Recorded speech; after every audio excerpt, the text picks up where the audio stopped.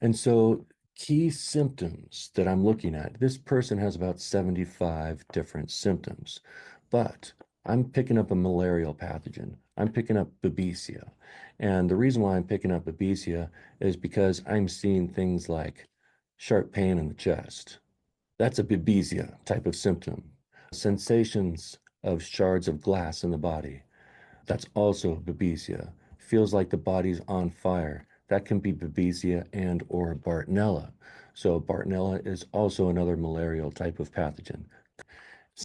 Nosebleeds, Babesia and or Bartonella pathogen. Bruises easily, Babesia or Bartonella. So Babesia, Bartonella, these two pathogens, they get into the vascular tissue.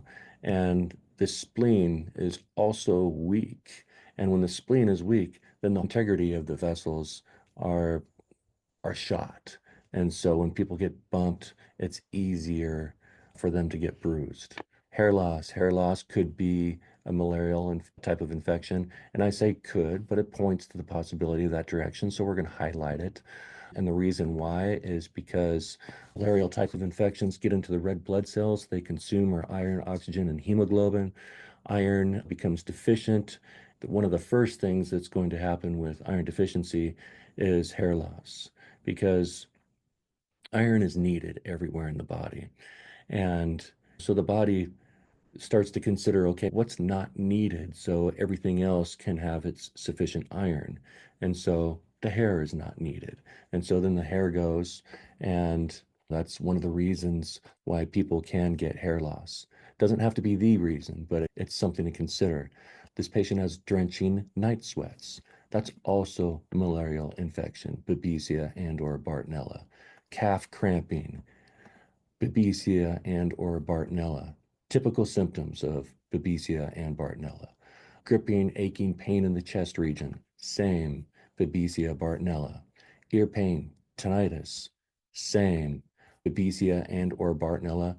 That could also be Lyme disease, Borrelia infection. That could be an array of different types of infections causing ear pain and tinnitus.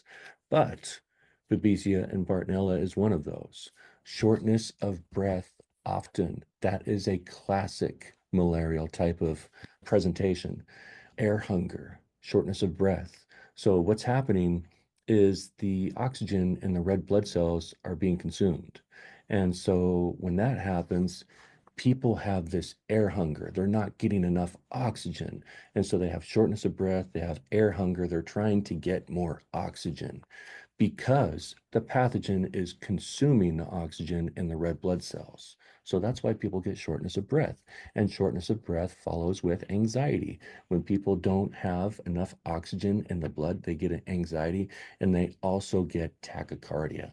And the reason why they have tachycardia is because the heart rate needs to move what little oxygen it does have to everywhere in the body. When there's not enough red blood cells, carrying enough supply of oxygen due to pathogenic involvement getting into the red blood cells, then the heart rate increases. So it can deliver what oxygen it does have everywhere in the body to keep the body functioning in the best way that it can.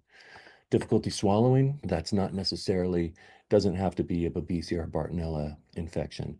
Episodic tachycardia, definitely. Skipped beat, commonly. Pain between the shoulder blades and the back of the neck, underneath the ribs on both sides, serious pain in the abdomen. That's commonly Babesia. It could be anything, but commonly Babesia.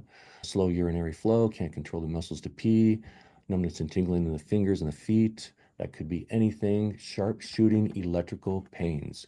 Whenever you see electrical pains, that's likely Babesia.